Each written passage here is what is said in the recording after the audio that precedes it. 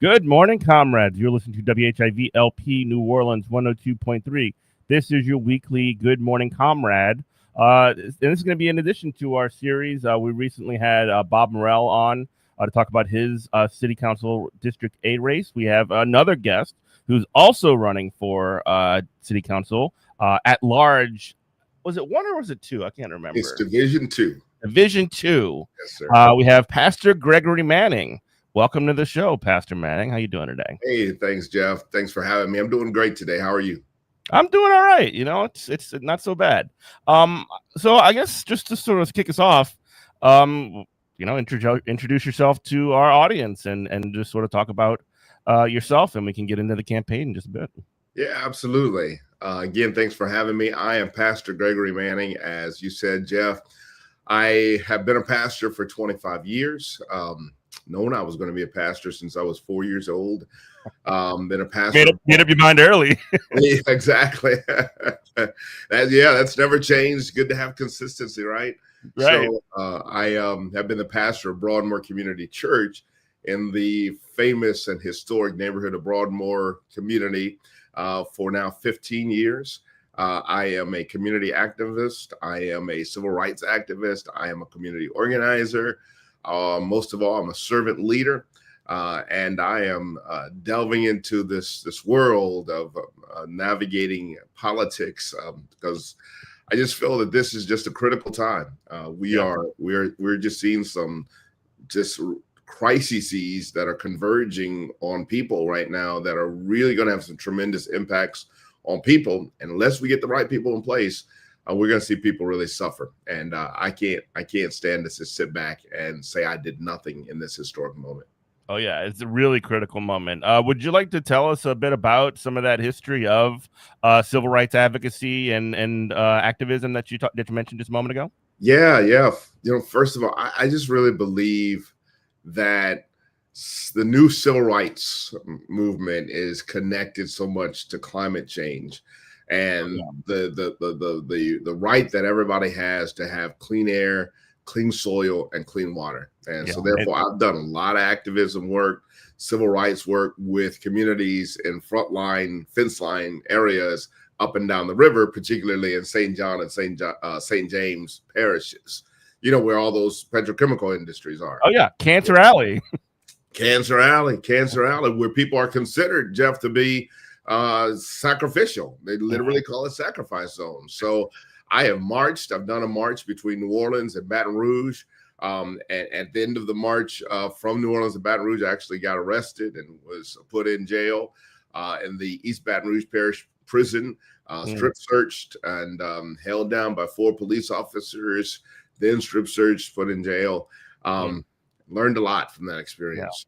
Bad times, but I mean, you did it for a good reason. Absolutely. And I really do want to hammer in on the specifically Louisiana piece, because Louisiana is at the forefront of a lot of the it's funny, we commit some of the worst crimes in terms of extraction of and production of chemicals and greenhouse gases and stuff like that. And also we're first on the dinner menu, I guess you could say, when it comes to the impact of climate change. And it's really this awful paradox. It's almost just like you're sawing your own body parts, selling it for parts. Absolutely. We know what's killing us, but yet we don't want to do anything about it. We know we want New Orleans and Louisiana to be able to remain here, but yet we continue to do the same things that are absolutely killing our whole state. Basically. Yeah. And in addition to that as well, I mean, I don't have to tell you, but just for the benefit of our audience, I mean, on the social and economic justice piece of the climate justice, the people who are primarily impacted are poor and low income folks who can, are very often collaborated. I mean, correlated rather, I should say, with racial identities and ethnic groups Right. We can't get beyond the fact that, especially in the river parishes, we see areas that were former plantations now that have become plants. And while people were being killed slowly on plantations, they're now also still being subjected to the same systemic and systematic taking of their lives that they were before. And it's people who should remain in those communities because they inherited those homes from their enslaved ancestors. So they deserve more than anybody.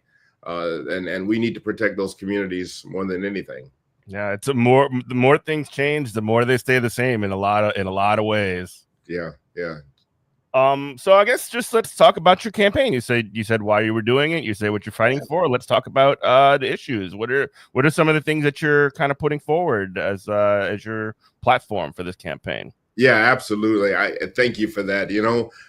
Again, I'm not a career politician. I ran for one other office, Jeff. I ran for Public Service Commission, which was several years ago. There were two progressives in the race. We were also fighting against an incumbent, trying to get an incumbent who had been had held that position for 17 years, I believe, and really had not done much in order to help the people, but really was lining his own pockets. And so me and the other progressive went after him, and everybody considered our platforms, the progressive and I, that they were identical, and we knew whoever went to the runoff was going to win, and that's what happened. The other progressive.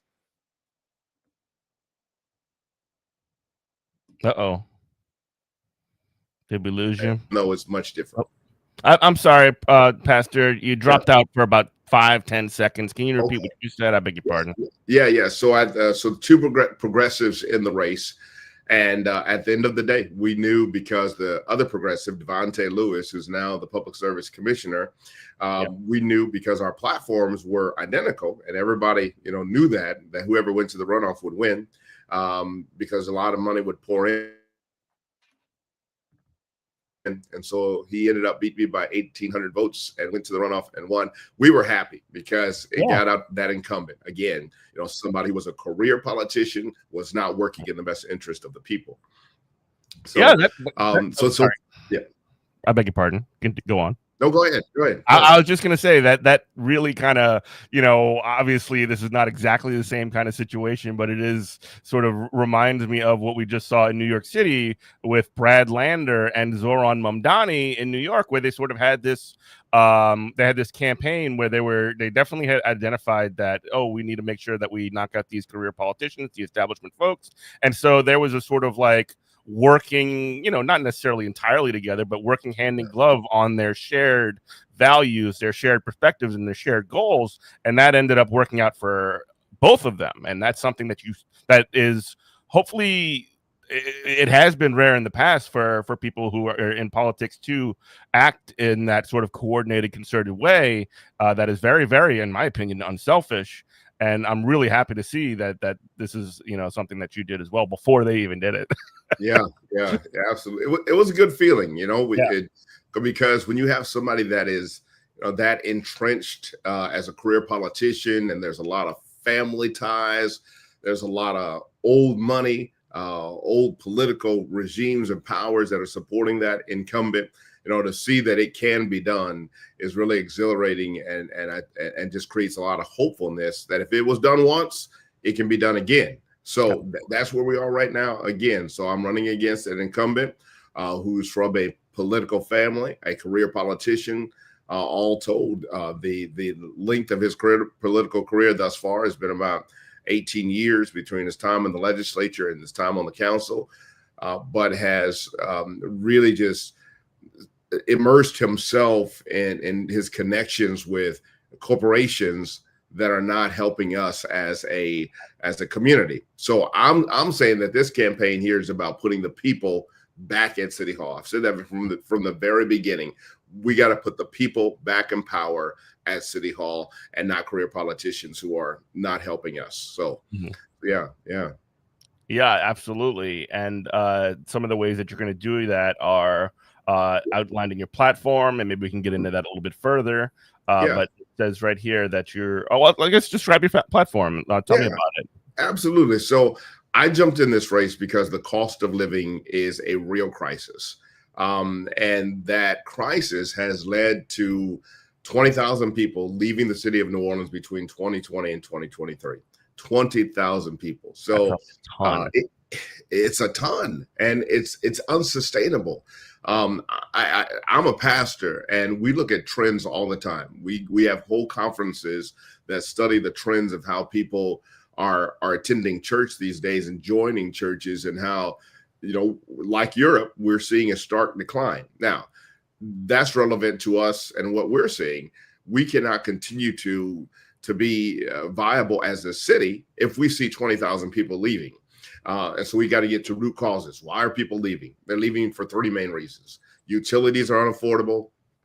Housing is unaffordable because of taxes, because of the cost of insurance now. And we have a crumbling infrastructure that also has to deal with many other issues, but also climate change. Mm-hmm. And while people tell me all the time, Pastor, I love New Orleans. I love New Orleans. Anybody who's lived here, Jeff. Greatest city in the world. Greatest city in the world. No city can compare. I've been all over the world, and there's no other place like New Orleans. But it's lovable, but it's not so livable. So people are, just having to make that hard choice. Do I move across the lake? Do I move across the river? Do I move outside of the state, somewhere where I can support my family and we can live in a much have a much better quality of life than what we do here. So that's what I want to tackle is let's stop the hemorrhaging of people from our city. And here's the bottom line, Jeff.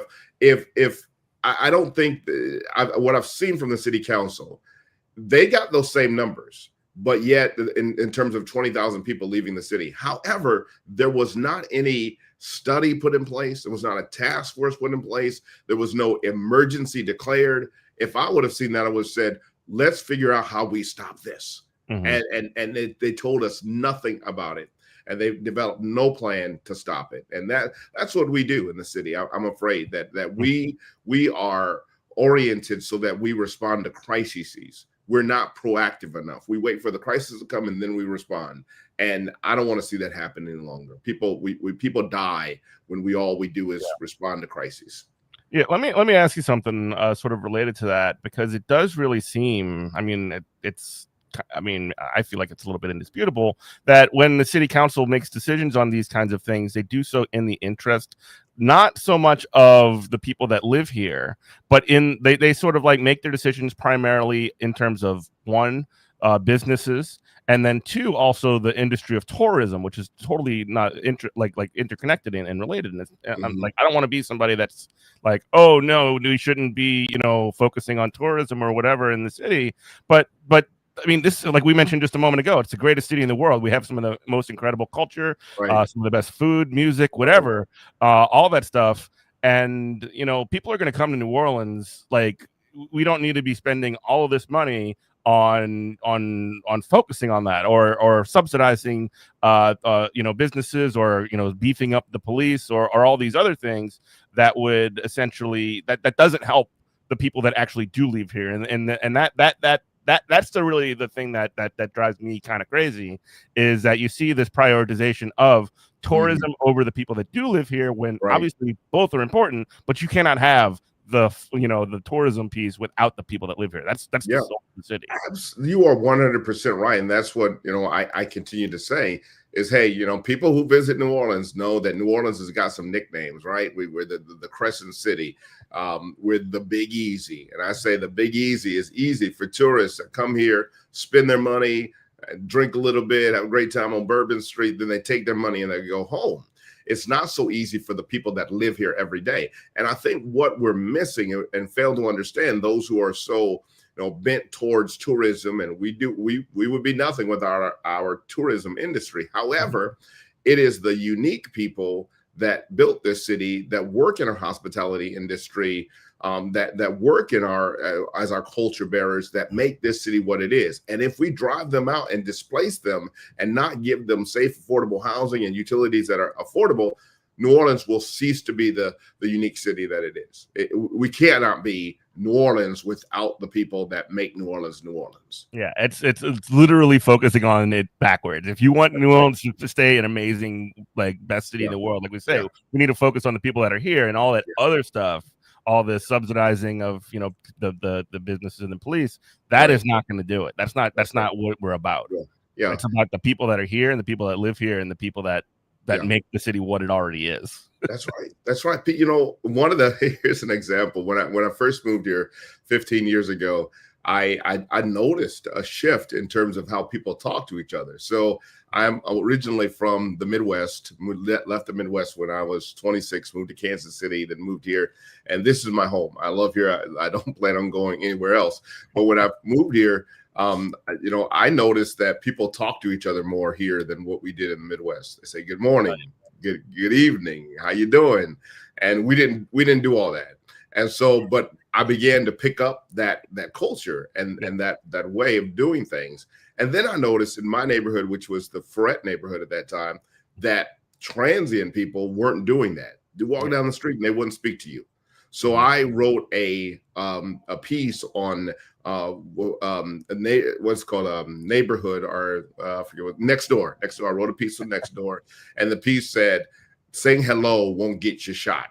In fact, it's quite the opposite. I mean, like honestly, like I don't know. Let's get into this for a second. I do kind of think that just like talking to people in community and that kind of thing, is it actually builds a relationship with the people around you, and it builds an atmosphere that is much more like much less guarded, I guess you could say, and it's just like good vibes, I guess, is the best way to describe it, right? Right. It leads to less fear and less distrust when you build community and talk to people. We're missing that. I think has caused the unraveling of our community and society because we stopped talking to each other. Yeah, and you mentioned that there are people coming into the city. Like there is a very serious gentrification problem that's been taking place in New Orleans obviously before Hurricane Katrina, but definitely since. And you know, when it comes to the housing policy in the city, that's a huge part of it. Do you want to talk about your housing policy plan? Yeah, absolutely. We need about 40,000 units of, you know, I don't only want to say affordable housing, but that word safe has to be the description of it too. Safe, affordable housing for people. And so, you know, how do we create that? We created, number one, by getting some of these blighted vacant lots back into commerce again. So what I want to do is create a vacancy tax. What has caused gentrification a lot of times is the fact that people are holding on to these homes or these lots, and they're trying to get them to a place where they appreciate and they can make a whole lot more money on them. And we can't allow them to do that. We need development here. We need people in housing here. And so there'll be a vacancy tax on these places in order to finally get them back onto the market. Secondly, one of the great models of what to do with some of our schools that have been closed down is the TEP Center. And the TEP Center has housing for 55 and older folks, and it has a museum at the bottom to remember the great work of those young girls that integrated that school. But my point is, we have school buildings owned by our city, but owned by the school board, that are still sitting there. They tried to auction off, Jeff, but they couldn't auction off. So let's figure out how to buy those schools, convert those to affordable housing too. And then finally, we've got, before I began to run for office, I took a 4.5-hour tour of the city, went all around. I wanted to see everywhere. And one of the things it was quite interesting, quite revealing. One of the things I saw were many plots of land that were fenced off, just sitting there, owned by the city, that could, and the question, and I beg the question of, why are we fencing off this property? Who are we keeping it from? Let's take the fences down and build affordable housing on this land owned by Nora, owned by Hanno, owned by the city, owned by the school board. Let's build, let's develop. Yeah. Public housing. I mean, like let's get that. Let's get it so that people can live in the city affordably. Right. You know, just so that you don't have to be, you don't have to be middle class to live here. You need to be able to. We don't need people that work in the city to be driving in from St. Bernard Parish, where I'm from, or Jefferson Parish, where I'm for many years, or the North Shore, anything like that. Right. I mean, nothing against those folks, but we need people that work in the city. They need to be able to afford to live there. That's right. That's Quite right. simple. And right now they absolutely can. I don't know how people do it. I mean, and thinking on what also makes that burden even harder is utilities. They not only have to be able to afford to live in the house, they need to be able to afford the utilities as well too. And right now we see sewage and water board that is not managed well, that the people are still getting extreme bills. I hear that every day. Our people's Entergy New Orleans bill is extremely high. And now we have a new utility called Delta Gas in the city of New Orleans. Yeah.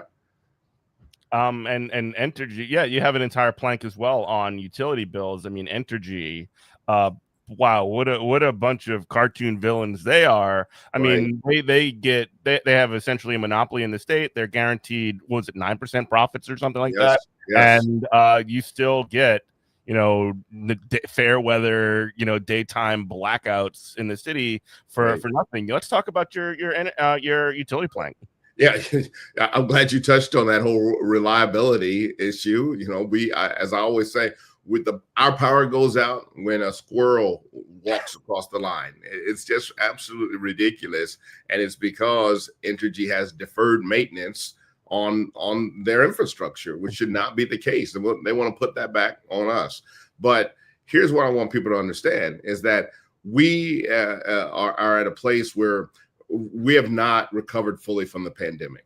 While we would like to think that we have going back to tourism just for a minute, we would like to think that we have the same number of tourists coming into the city, that our festivals are frequented and have people coming to them as much as it was pre-pandemic. That's not the case. We have a lot of people who are still in recovery mode, and businesses are in recovery mode from the pandemic. Some of those people are people that were in a way blessed because Entergy New Orleans said we're going to give a moratorium on paying your bill during the pandemic, right? Nobody has any money. You don't have to pay your bill. Jeff, those bills didn't go away. They racked up. they racked up. How nice of Entergy to be like, yeah, you could just pay us way more money later. Right, exactly. You will be indebted to us, and we're coming. You're welcome. Yeah, exactly. So they can look back at their rolls and say, all these people still owe us. That's money in the bank. However, these are people are they're innovative. And I know, I work with a lot of people who have to figure out how they can get their lights on in somebody else's name or rig something up. They got to have power because they have to feed their families. They have to live. Mm-hmm. But we cannot simply overlook that fact that people have a debt to Entergy. And I don't want to see people with that debt anymore. So as a true regulator of Entergy, and that's what it takes, somebody on council that truly wants to regulate Entergy. And I want your listeners to understand that, Jeff. I think you do, that we're one of only two cities that have true regulatory power and authority over our utility, us and Washington, D.C. But unless we use it, it does no good. So we tell Entergy what to do, not the other way around. Entergy does not tell the council what to do, but it's been far too long that it has been that way. That council just defers to whatever Entergy wants. Yeah, you let them get away with murder enough times, they get used to getting away with murder. I mean, it's just what it is.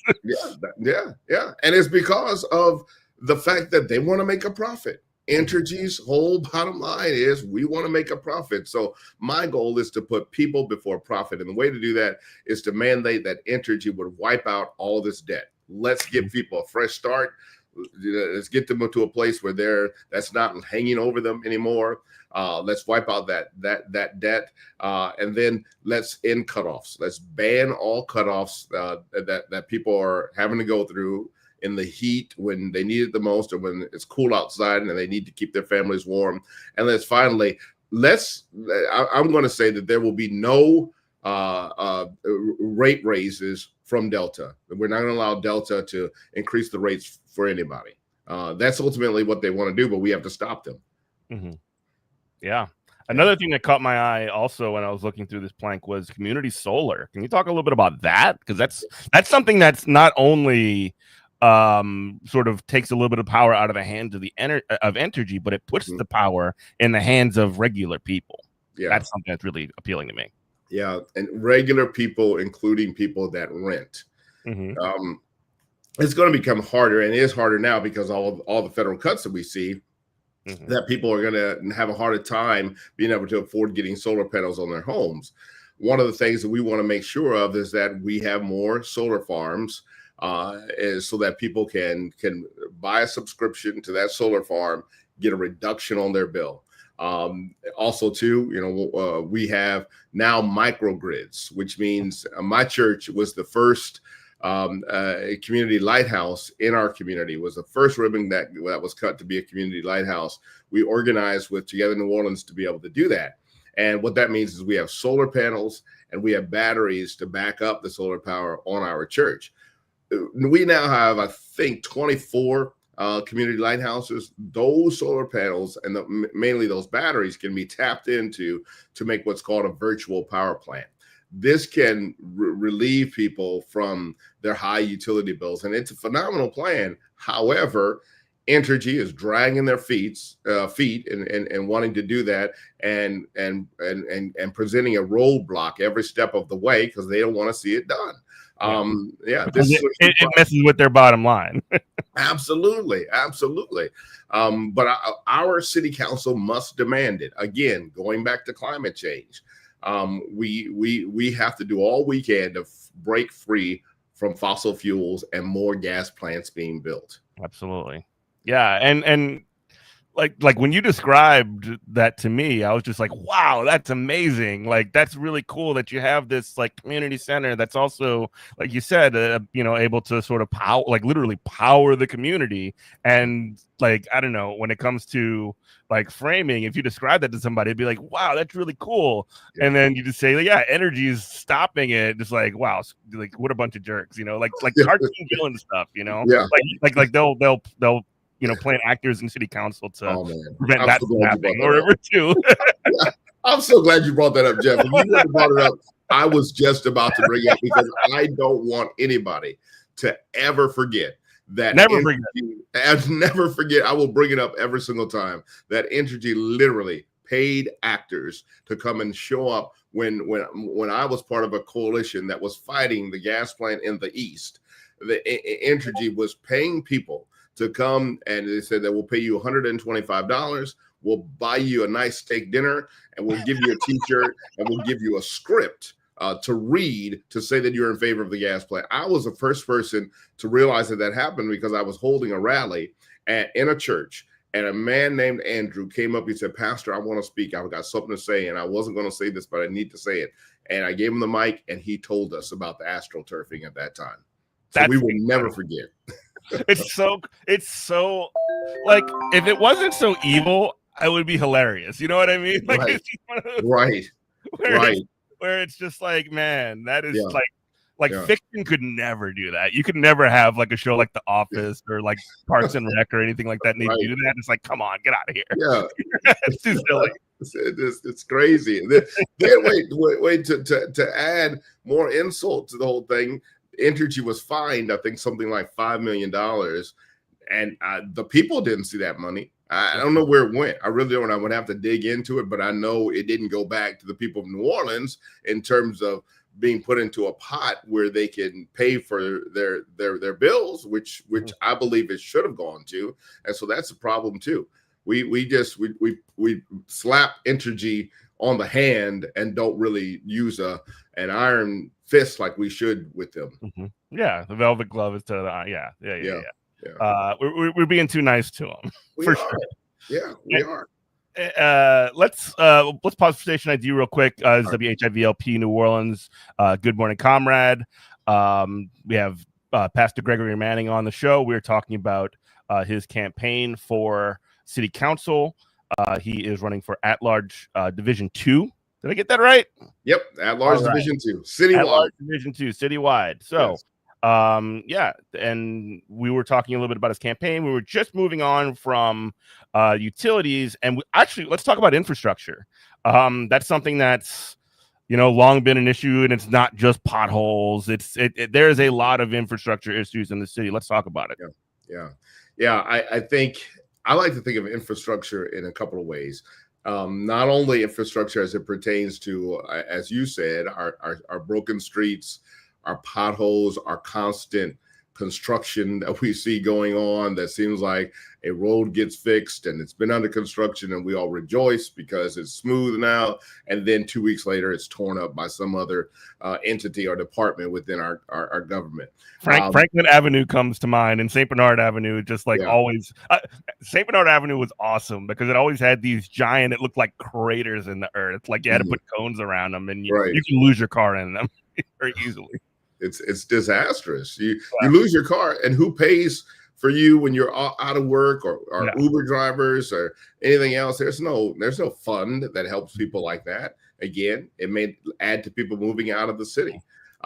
So that's one part of infrastructure, but I also want to focus on the infrastructure of City Hall in general. And not only the building, but meaning how we treat people who come to City Hall. If we're truly putting the people back in power, how do we create a place where there's language justice? If we are in almost to 2026 and we still do not have agendas that are printed in Spanish for people, we have a Vietnamese population, agendas that are not printed in Vietnamese. We don't have agendas that are in larger print for people who are visually disabled. We don't have a sign language, all of that. It doesn't make any sense to me. So there's things within City Hall that need to be changed as well too. But on the streets, we need to have more contractors that can do the work. We need to have more Department of Public Works employees. People are always amazed by when I tell them that the city of Gretna has about 300 Department of Public Works employees. Mm-hmm. The city of New Orleans has 75. Wow. That doesn't make any sense. How many times bigger than Gretna? I mean, exactly. They figured something out that we have not figured out. We need to get people employed. We need to give them training.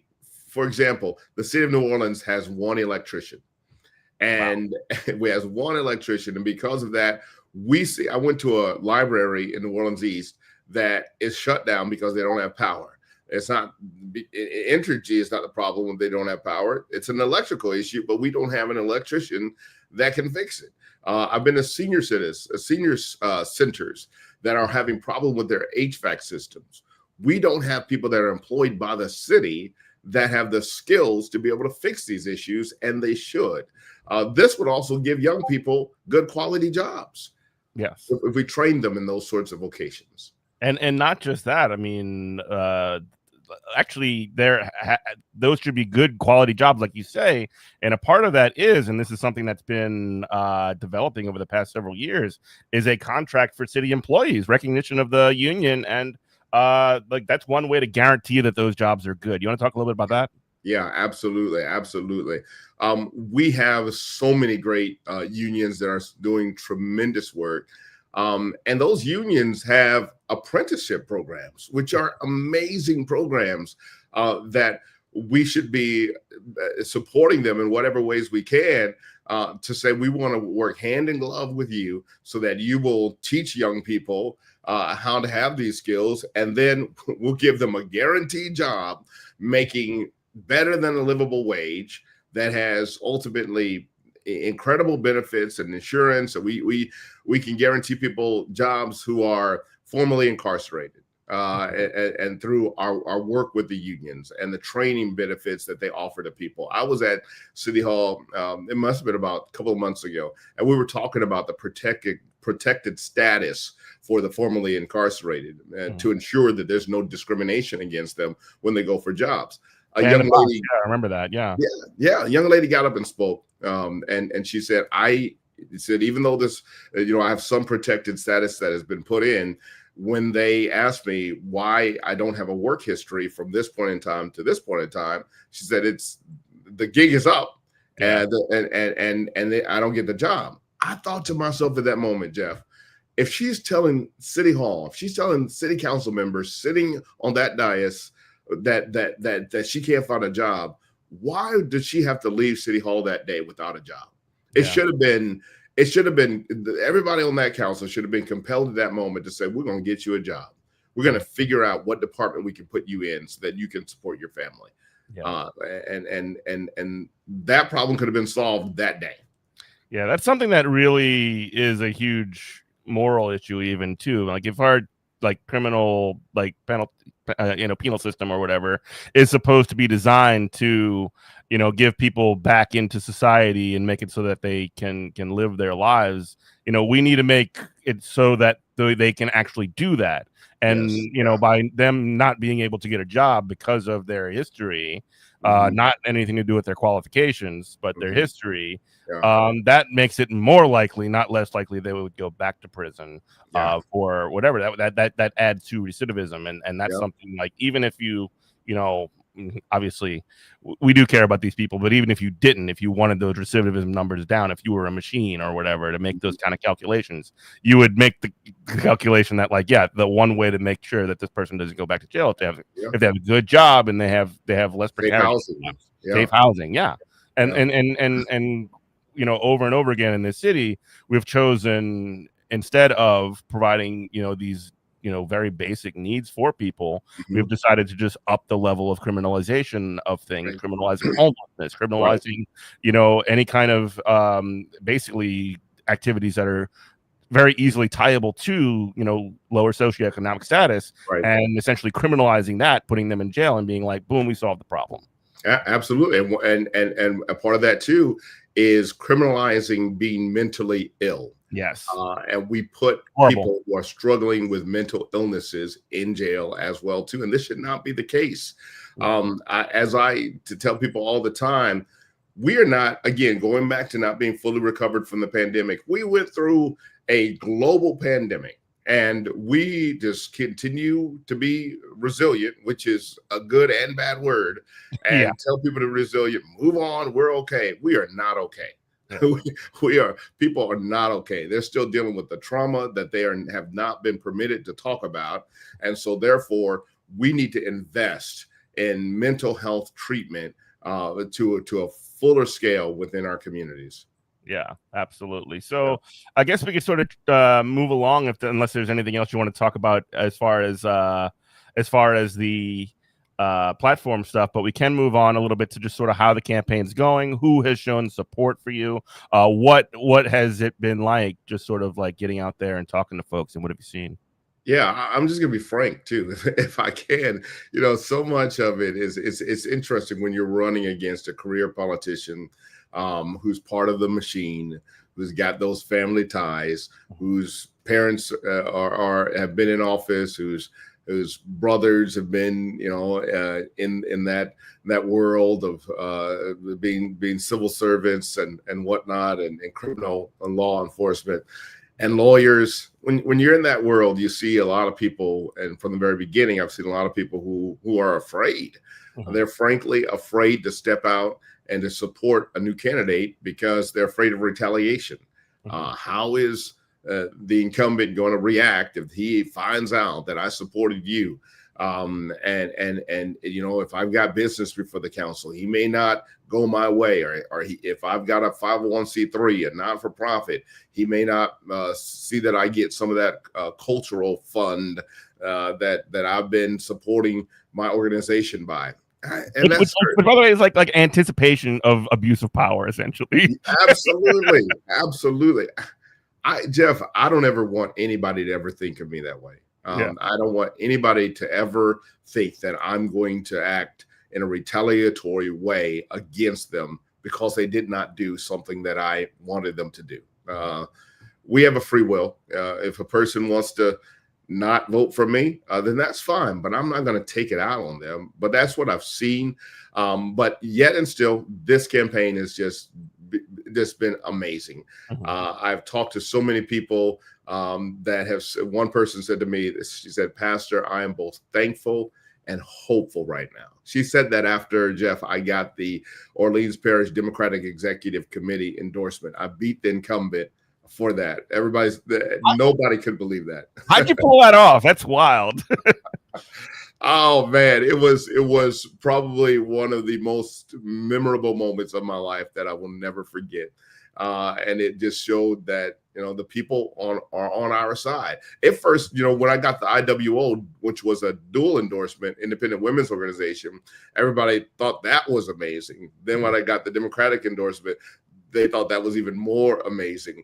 But it just shows that the people want this, that they do feel thankful and hopeful, and that they see a change coming, and they see a new energy coming from myself in this campaign that they have not seen before. So everywhere I go, I feel that same sort of excitement, and people are just they're tired, Jeff. They're tired of the bickering, the constant conflict, the disunity, the dysfunctionality between the council and the administration of the mayor's office, and they see that it's gotten us nowhere. We've been literally stuck in the mud, and we need to move forward.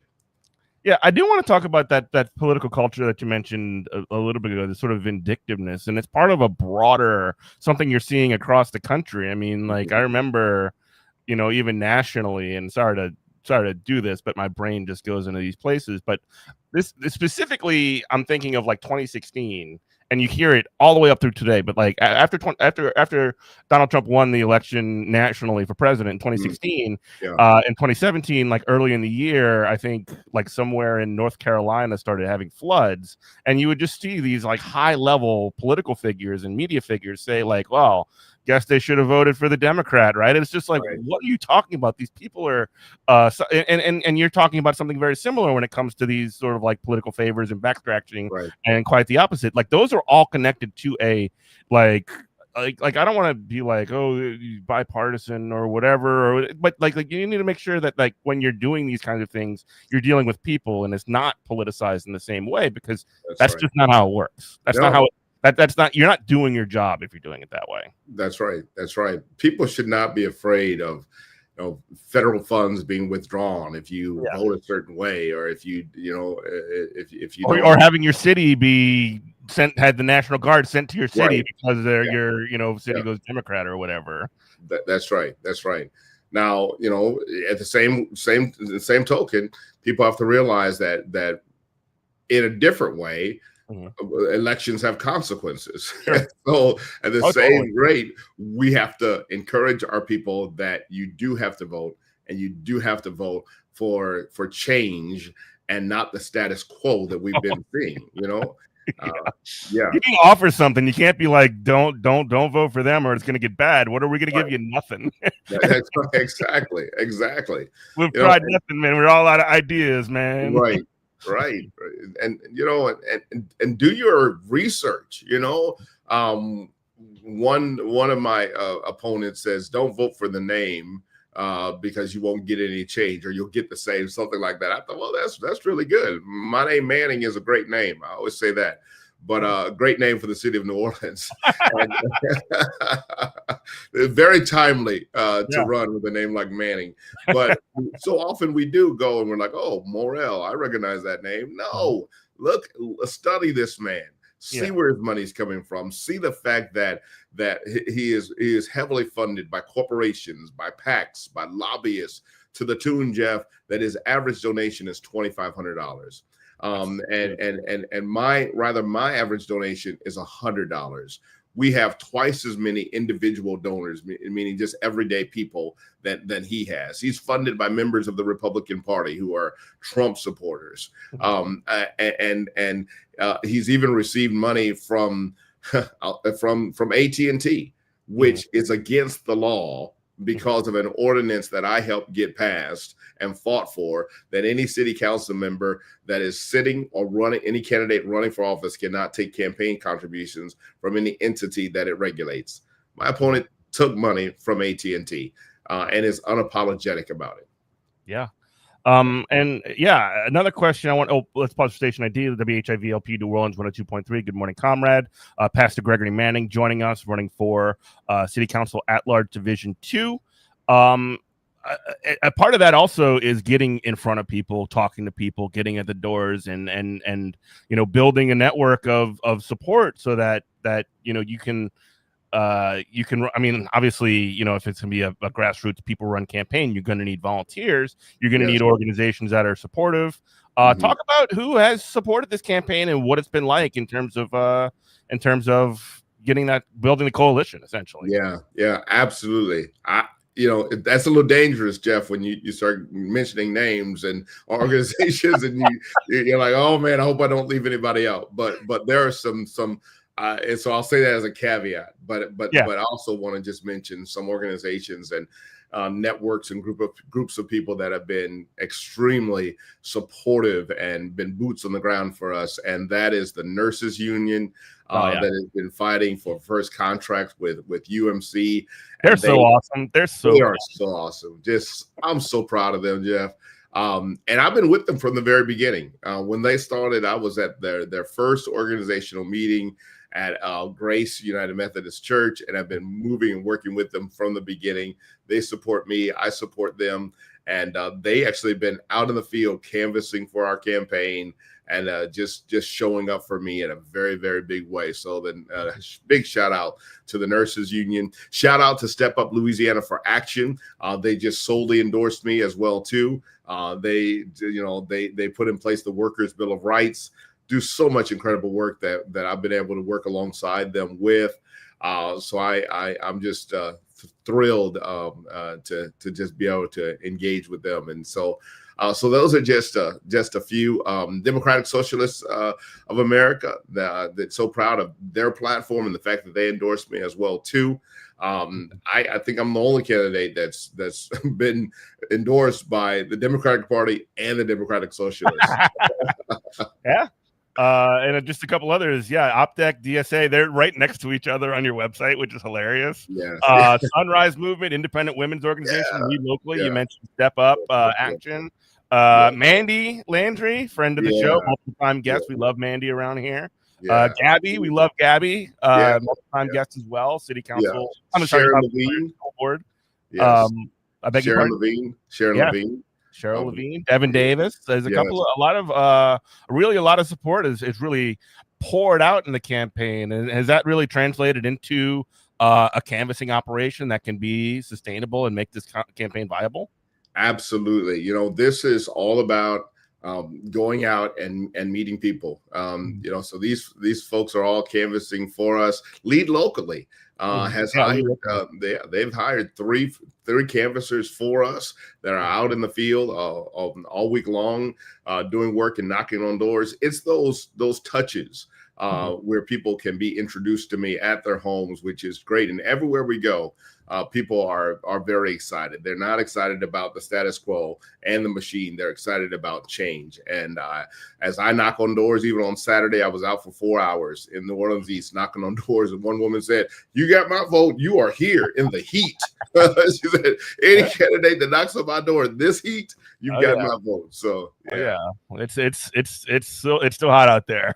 Yes. But yeah, it really is. You cannot win a campaign at the local level, especially at any level, but it's especially the local level, without getting in front of people, without getting to the doors, without talking to people, and without sort of like having at least some kind of a army of volunteers to get out there, to talk, to have conversations, to just get the word out there. Because a lot of people, the reason that they don't vote, and unfortunately, this is very often, tied to just how disempowering our political system is, and not just locally, but just state, local, national level. It's just a extremely disempowering system that turns people off, and people don't vote because of that. But when you get to talk to people, when you can actually convince them, talk to them, convince them, hear them out, and you can essentially get them to go like, okay, fine, I'll vote for you. That's great. Even if they're not totally like, if you can just get them to hear what you're saying, you can get them out there, and you can make a big difference. I've seen that totally along the whole way, that people, once they hear about the platform, once they hear about this is about putting people back in power, putting people above profit, when they hear about utility justice, housing justice, they're all for it. And so it's a lot of door knocking. It's a lot of getting groups together. I am so blessed, Jeff, that people let me speak at rallies, even if I'm not on the schedule or the list of speakers. If they see that I'm there, they'll welcome me to be able to speak and just to be able to convey the message for people and to get them excited is just an awesome thing. So a lot of visiting churches. I go to 3 to 4, sometimes 5 churches on a Sunday, whether it's a Vietnamese church, a Hispanic church, a Black church, a white church. I go there and let them hear my voice and let them know that now is the time for change. Yeah, you got to get up there, and New Orleans is an extremely diverse city in that way, and you need to find every group of people, every every church, synagogue, mosque, whatever, and just make sure that you're talking to whoever it is that you can, just to get your message out. It's so important. Yeah. And I'm glad you said that too, yeah, because I have visited mosques. I did an interview with a Jewish rabbi the other day as well too. But that all is an example of how we cross along lines, how we build collaboration, and to say, it's not only my desire to visit with you on a Sunday or a Friday or whatever else, or a Saturday. It is my desire that we would work together in a continued fashion, learning from each other and just being collaborative in all that we do. Not letting religion separate us, socioeconomic status separate us, ethnicity separate us. It's all hands on deck with all of these issues that we're facing right now.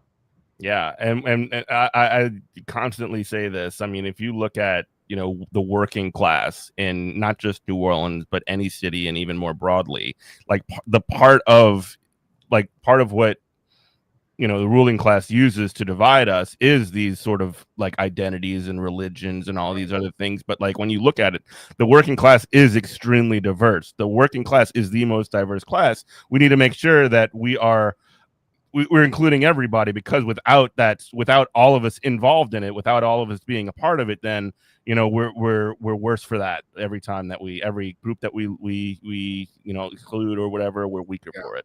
Yeah, absolutely. I think it's a tactic that is in nothing new. It's age old. It's as old as the rain. That's right. As I say, as the scripture says in my faith, a house divided cannot stand. Yeah. So we got to bring unity to people.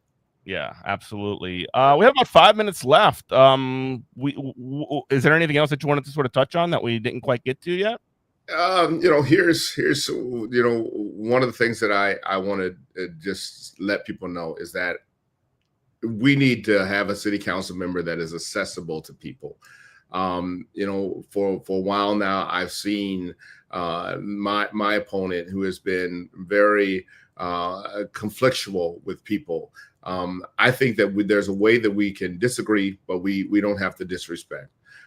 We can hold each other up and hold each other accountable, but at the same time, assume the best in everyone, and we can build bridges between the administration and between the council. And that's my goal, is to be accessible, to show up for you, to fight for you. As I always say, Jeff, to fight for you and never with you or against you, to be your advocate and never your adversary.